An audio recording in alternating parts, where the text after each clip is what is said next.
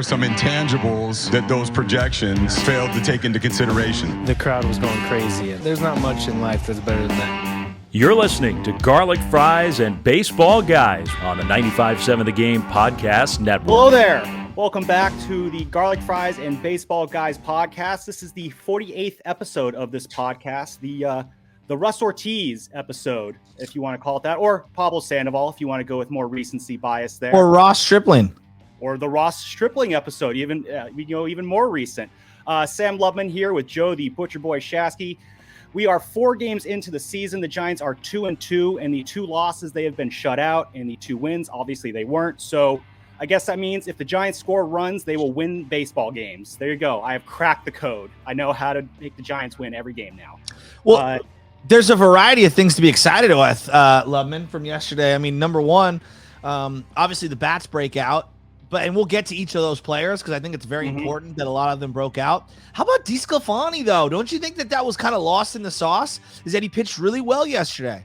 No, I really like how DeSclafani looked. The ankle looks like it's all better. That really seemed to, no pun intended, trip him up last year when he it was really bothering him all year long, and it held him to, I believe, four or five appearances last year.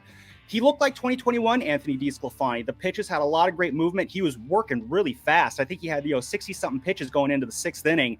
He was just really motoring through what is a pretty good Chicago White Sox lineup. And, we were doing some hand-wringing over Anthony DeSclafani during spring training. He looked great against Team USA, but then in his last start, I believe it was against the A's, he really got lit up there. And we're like, what Anthony DeSclafani are we getting? It's only one start, but so far, I'm really liking what we're seeing from him. And again, when in a Giants pitching staff that is going to be built on its depth, being able to see, a guy like Anthony DeSclafani on the back half of the starting staff, really being able to kind of, shut opposing lineups down, put a bunch of goose eggs up on that scoreboard. It's great to see for Giants fans. Losing Gausman and then Rodon in consecutive seasons, it was a blow. Like, I know the Giants think they can replenish top of the rotation guys. It's hard to find those guys.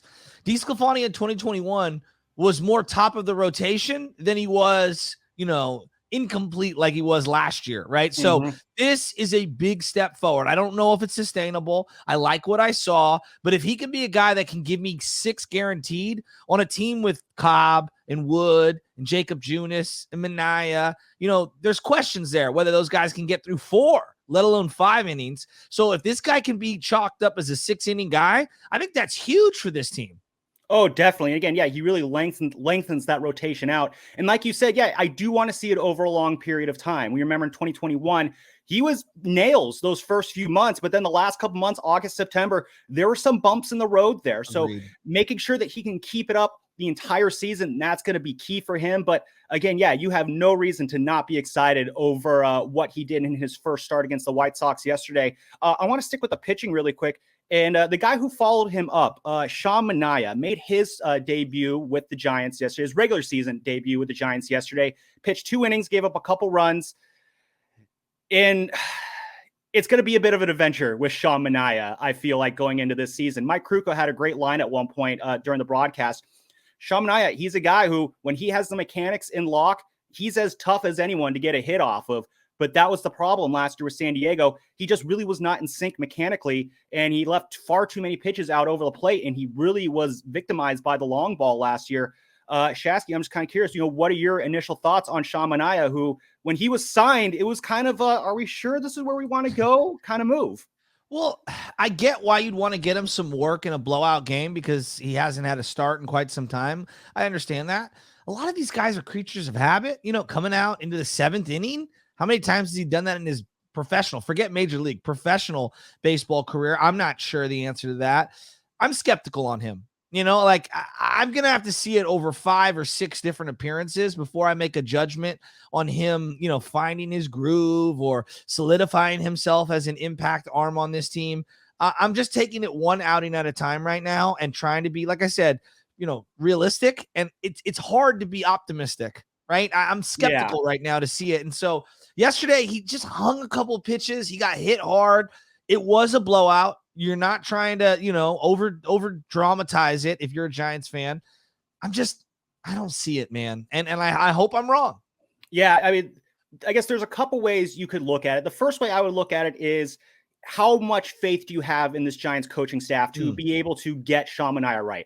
We've said it ad nauseum. So many guys have come through here looking like they're completely broken down shells of themselves. And whatever magic fairy dust that the Giants coaching staff sprinkles on these pitchers, it works. So they're really good at helping guys find their mechanics. How consistently he can keep those mechanics is going to be key for him. I do believe that. I think Andrew Bailey went out and talked to him like a couple batters in. And I got to think that if this was a close game, that would have been it for Manaea. But they're going to let him get his work in a blowout. And you know what? If you're going to look rough, I'd rather you do it when you have, a 7-0 lead to work with. And you know what? It's going to be a work in progress. There's going to be some games with Sean Manaea where you're just like, wow, that's the guy we've been looking for. That's the guy we signed. He was a great pitcher with the A's for the most part. But then there's going to be those outings where you're just like, why is this guy in here? Yeah, no, I think you're right. Let's go back to the weekend. Thursday start, Logan Webb. Saturday with Camilo Doval in the 9th inning. Obviously, you had Ross Stripling with a poor performance and Alex Cobb, who I guess pitched better than the numbers would indicate. What did you think of the overall impressions of the staff, the pitching staff, coming out of Yankee Stadium? I really like what we saw from Logan Webb. I know he had the couple bad pitches there against Aaron Judge and Gleyber Torres. Those are two very good hitters. That's going to happen. The Aaron Judge home run, it might have been scripted. Who knows? It was just too obvious of a home run to have happen. But no, I really like what I saw from Logan Webb. Again, just a lot of great movement on his pitches. And again, I'm very convinced that Logan Webb can be the number one starter that this team needs. Others are more skeptical. It's more wishful thinking on my end to see Logan hit that tier where he could be that legit number one starting pitcher, because the Giants need that guy. The Giants need that guy who can just take this starting staff and say, I'm the guy. In the last couple of years, he's been that guy. And I really want to see Logan Webb just officially nail down that spot this weekend. Going to the back half of the pitching staff, though, with Camilo Doval, had his regular season debut in Saturday night. And there's Giants baseball torture, and then there's Giants baseball, what Camilo Doval put us through in that 9th inning on Saturday. Shasky, how are you kind of keeping yourself together when that 9th inning was happening? Well, a couple things. Number one, Yankee Stadium, rabid in the 9th inning. That was awesome in terms of drama and theater. And then going through a buzzsaw. Judge, Stanton, that lineup, like, it's legit. Rizzo, they've got ballers. This is a guy that didn't really pitch much in spring training outside of the WBC. And so when you look at what the WBC had and what it didn't have was the pitch clock, right? And so this is a guy who works really slow in Camilo Doval. He has the first big-time save. It's bases loaded. It's Yankee Stadium, pressure through the roof. Look at the lineup that he faced. It's baptism by fire. And yeah, he had a couple of moments where he didn't come set in time and throw a ball, and they got the automatic ball because of the pitch clock. I loved what I saw from the kid, the moxie. He got the ground ball and got the double play that you absolutely needed. And really, as much as I would be encouraged by 1, 2, 3 inning, I feel like we learned a little bit about Camilo Doval in moments of pressure. He easily could have folded there. And it wasn't pretty, but I liked what I saw from him. Yeah, it was shaky. And that's the thing when you're a closer. You're going to have those intense moments, and you're having on one of the bigger stages in baseball at Yankee Stadium. It was a learning experience for him. You mentioned, he's not quite used to the pitch clock yet. I mean, that was a concern I brought up with Gabe Kapler last year. I asked him, towards the end of the season, what's that adjustment going to be like? He kind of gave me the old, don't worry, we're going to work it out with him. We'll get there, which what else are you going to say there? I guess it's a very diplomatic answer. It's early on in the season. I'm not going to stress about it too much.